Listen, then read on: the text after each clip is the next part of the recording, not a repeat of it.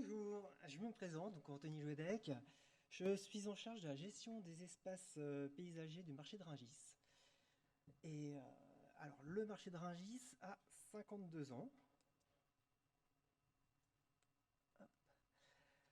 C'est en 1964 que débutent les travaux d'aménagement du marché de Rungis.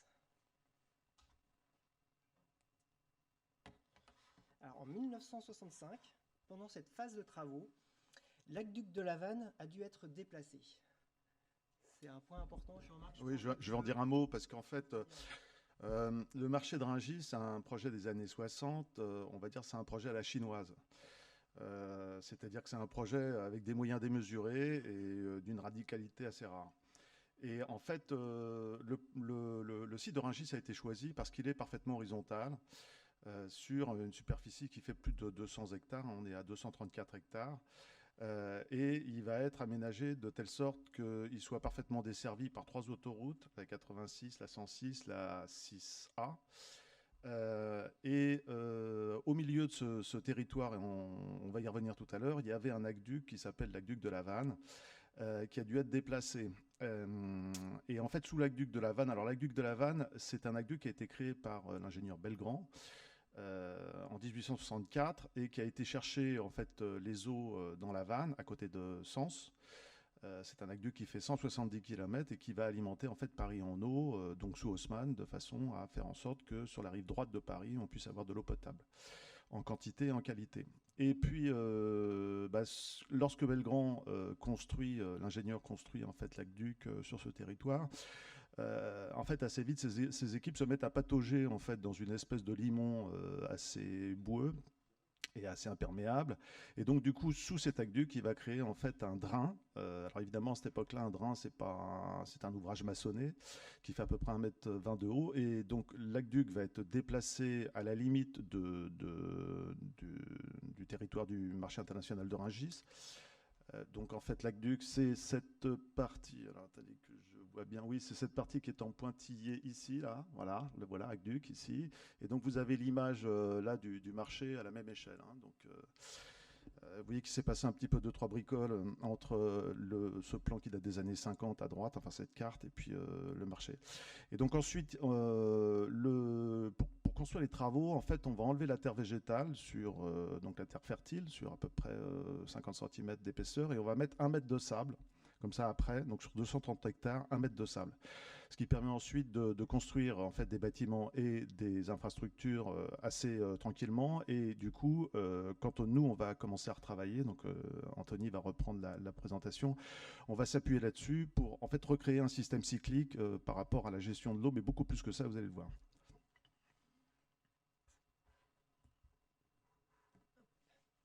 Alors, c'est sur des terres, comme le disait Jean-Marc, essentiellement agricoles, que sont aménagées les infrastructures routières et des bâtiments fonctionnels avec une conception qui était ultra moderne à l'époque. Euh, donc, cette gestion pragmatique du site a imperméabilisé le territoire et a laissé peu de place au végétal. Alors, le déménagement de Rungis, le déménagement historique des Halles, s'est fait 5 ans après le lancement des travaux. Et le marché de Rungis a ouvert ses portes le 3 mars 1969.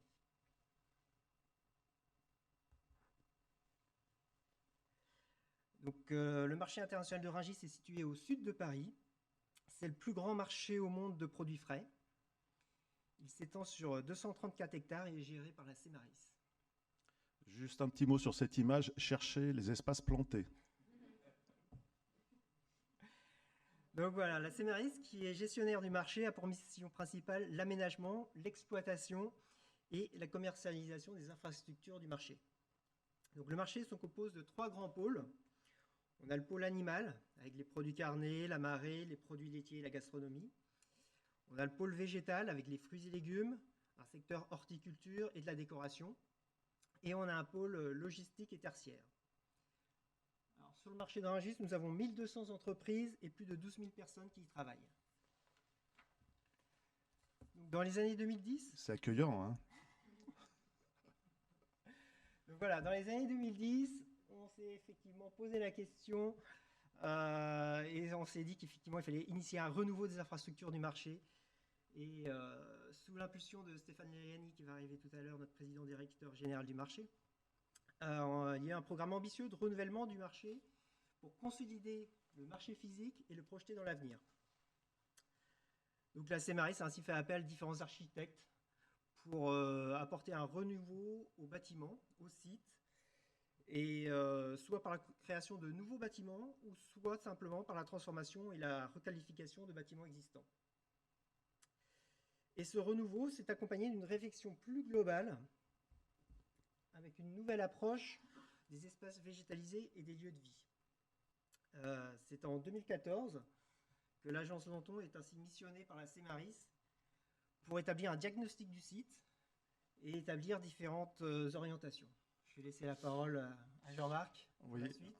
Alors en fait, le marché international de Rungis, c'est une espèce de grosse machine qui est à la fois très réactive et très passive. C'est-à-dire qu'elle est très réactive puisqu'en fait, elle a des usagers qui sont des clients qui louent en fait des bâtiments qui les occupent, qui doivent être effectivement dans la performance, on va dire, de chalandise importante.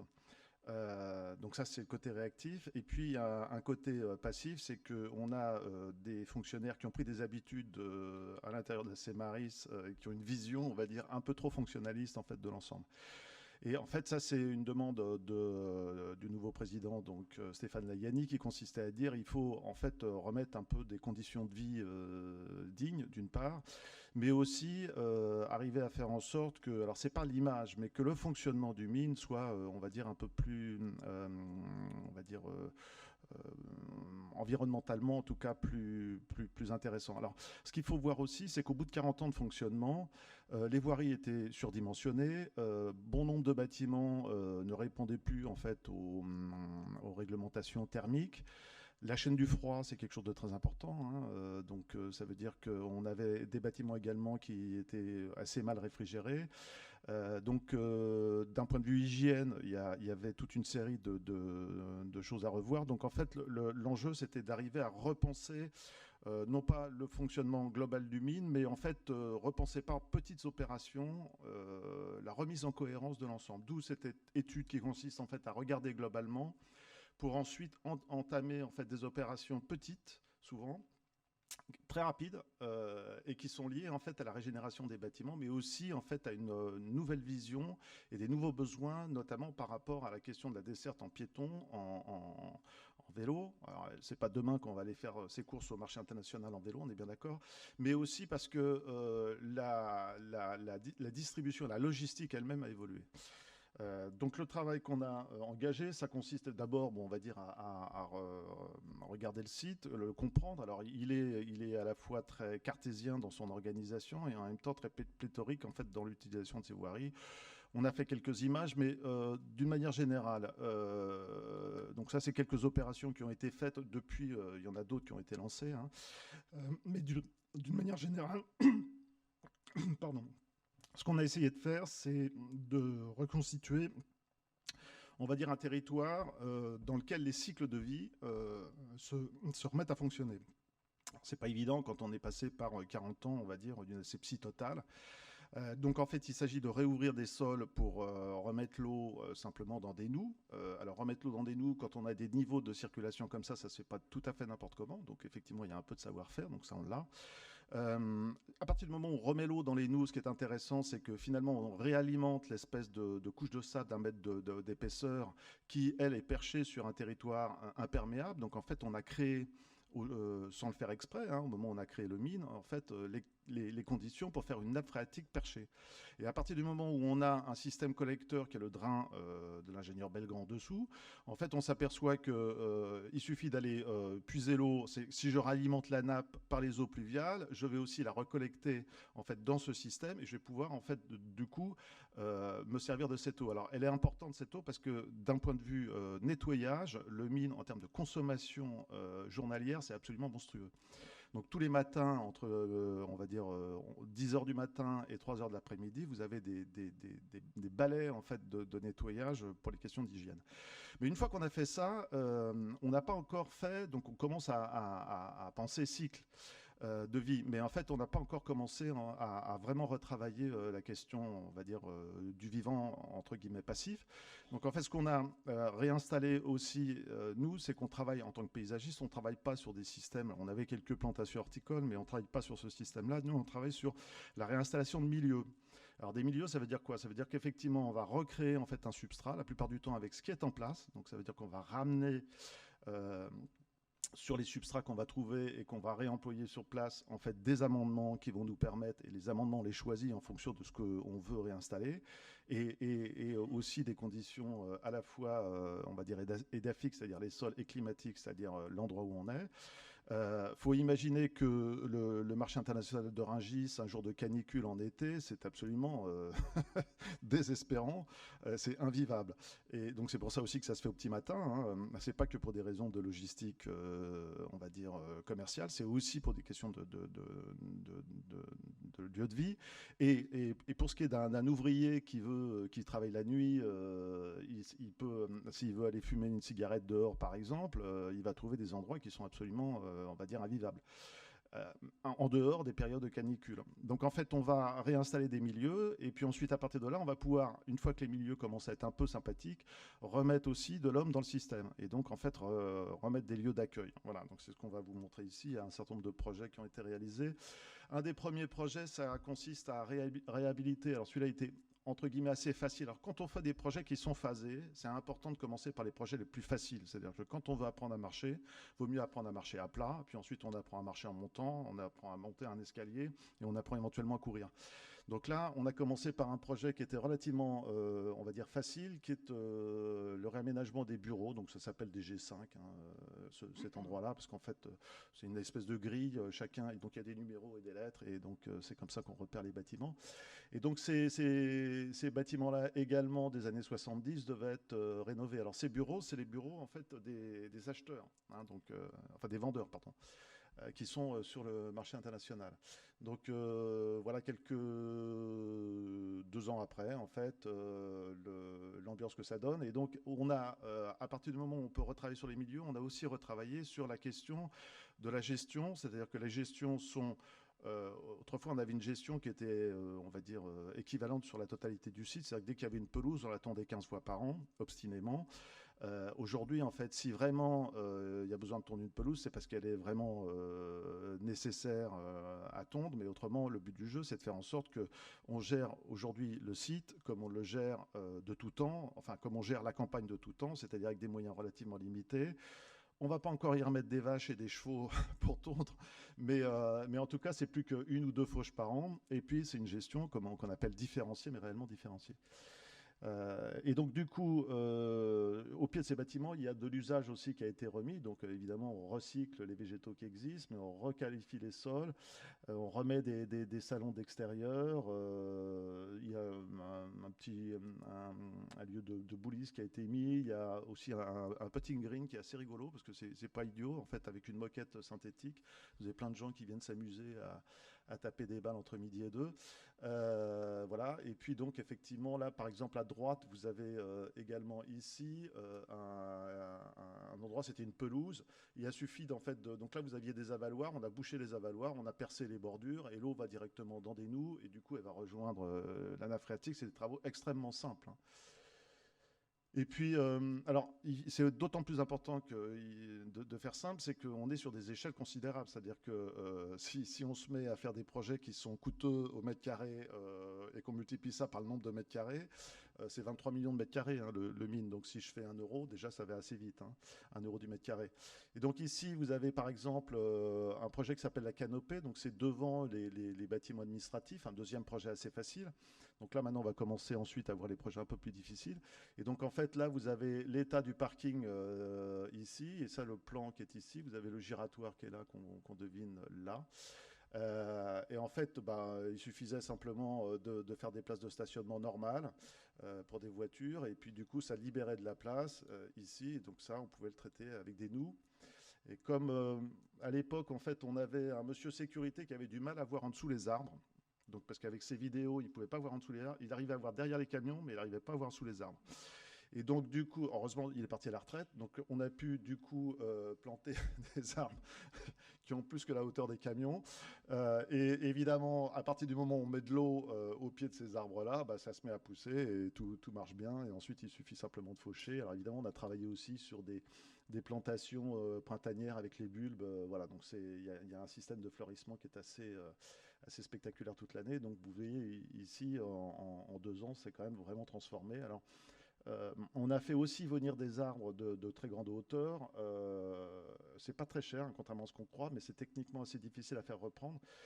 Et on en avait besoin ici parce que l'échelle du marché international est quand même assez colossale. Un des enjeux également qu'on a essayé de relever, c'est que je vous ai montré un petit plan avec une grille tout à l'heure. En fait, dans cette grille, les voiries sont gigantesques et elles se ressemblent toutes. Et donc, il faut arriver à leur redonner une identité. Donc, c'est par le végétal qu'on va donner une identité. Et il y a aussi un travail sur les sculptures qui est assez intéressant. Donc ici, on revoit le système de gestion des eaux pluviales. Et évidemment, quand les eaux pluviales arrivent, il y a un petit ouvrage ici qui s'appelle un filtre à sable, un petit ouvrage étanche par lequel en fait l'eau va filtrer, et puis des plantes hydrophiles qui ont l'habitude en fait de respirer avec les racines dans l'eau, donc ça amène de l'oxygène, dans leurs racines, et comme elles amènent de l'oxygène, qu'elles en plus enrichissent en oxygène dans la journée avec le soleil, ça booste en fait le système de filtration des eaux pluviales. Et donc ici vous avez donc une autre avenue, donc ça c'était avant les travaux, et puis donc après les travaux, donc voilà, vous avez donc à gauche une des avenues, donc c'est les Trois Marchés, euh, qui va donc et puis donc les Trois Marchés, c'est ça avec les arbres ici, et celle-là c'est Flandre-Normandie en fait. Ici, ça c'est un bâtiment qui a été dessiné par Villemotte. Alors bâtiment aussi assez intéressant parce qu'il a été dessiné entièrement en maintenant les magasins qui étaient à leur place. Donc le bâtiment a été construit autour des bâtiments en place. Voilà. Et puis donc un autre exemple ici, ça c'est l'avenue de Flandre, voilà. Donc là, c'est pareil, c'est une autre type d'échelle de végétation. Et donc, je vous parlais du travail sur l'art également. Donc, le président est assez attaché à l'idée d'avoir des sculptures également relativement monumentales et appropriées, qui parlent en fait de l'activité du mine dans son territoire. J'ai presque fini. Donc ici, ah oui, alors cette place-là, c'est une des dernières. Alors, le travail qui commence maintenant enfin à prendre forme, c'est une espèce de forme d'automatisme de tous les services à faire en sorte que quand on fait des travaux, on réinfiltre l'eau, déjà un. Et deuxièmement, on re-questionne la place des livraisons sur l'échelle du marché pour retrouver justement des sols où on peut réouvrir en fait ces sols pour pouvoir réinfiltrer. Donc ça fait 7 ans de travail, hein, mais bon, moi par exemple, je suis en train de refaire l'entrée de ville du Havre. J'ai gagné un concours en 2006. On a fait pas mal de travaux et on va finir en 2024 la dernière tranche. Vous voyez. Donc des fois, effectivement, on devrait donner à nos clients en fait un certificat de notre médecin qui dit qu'on va être en bonne santé pendant 20 ans. Voilà. Donc là, ça fait 7 ans qu'on travaille dessus. Les automatismes commencent à se prendre. Les relations entre les services aussi se détendent parce que les services étaient un peu parfois concurrents.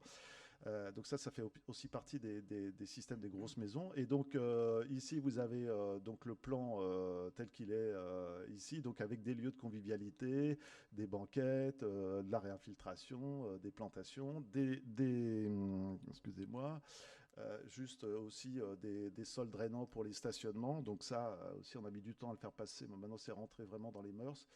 Et donc, on en est à peu près là aujourd'hui. Et donc, Anthony va vous dire où on va. Hop. Alors, juste en dernier exemple, je vous présente le bâtiment Rungis Événements qui a été restructuré l'année dernière. Et voilà la mutation. Aujourd'hui, c'est un centre de vaccination Covid-19. En 2018, au niveau de la formation, il y a eu Rungis Academy aussi, un centre d'apprentissage dédié au métier de la bouche qui a ouvert ses portes. En 2020, on a eu une crèche aussi qui a ouvert ses portes sur le marché de Rungis avec des horaires atypiques liés à l'activité du marché. En 2020 encore, on a proposé un lieu d'hébergement sur le marché de Rungis avec l'ouverture d'un hôtel. Et en 2021, la CMRIS a lancé un nouveau projet et une nouvelle politique RSE pour réaffirmer son engagement en faveur de la transition environnementale. Et juste pour conclure, dans nos objectifs prochains, on poursuit la désarborisation du site. On va développer les panneaux solaires photovoltaïques, prolonger le renouveau de la végétisation du marché, et puis créer encore des circulations douces dédiées aux piétons, aux vélos, on va essayer pour les vélos aussi, et déployer la mise en œuvre de toitures végétalisées. Merci. Merci beaucoup.